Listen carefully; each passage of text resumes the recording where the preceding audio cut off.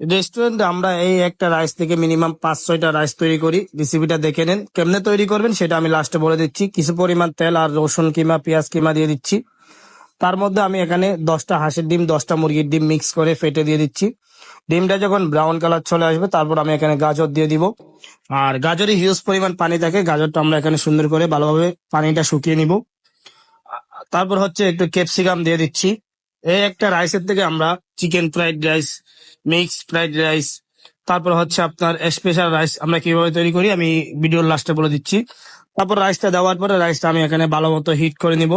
আর আরেকটা বিষয় আপনাদেরকে আমি বলে দিই, রাইসটা যখন আপনারা বয়েল করবেন 85 থেকে আপনার 80% রাইসটা বয়েল করবেন, 100% বয়েল করবেন না, তাহলে আপনার রাইসটা একেবারে নরম হয়ে যাবে।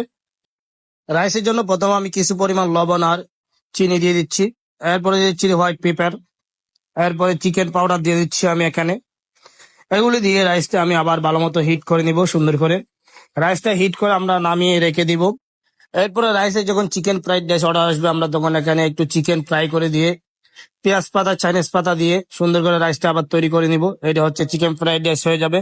তার মধ্যে যদি আপনি চিংড়ি মাছ বিফ ফ্রাই করে দেন তাহলে স্পেশাল রাইস হয়ে যাবে, মাশরুম দিতে পারেন। আর এইটার ফুল প্রসেসিংটা আমি আপনাদেরকে আমার একটা লং ভিডিও আসবে ইনশাল্লাহ আগামীকালকে, সেটার মধ্যে বলে দিব, আপনারা দেখে নেবেন। আল্লাহ হাফেজ।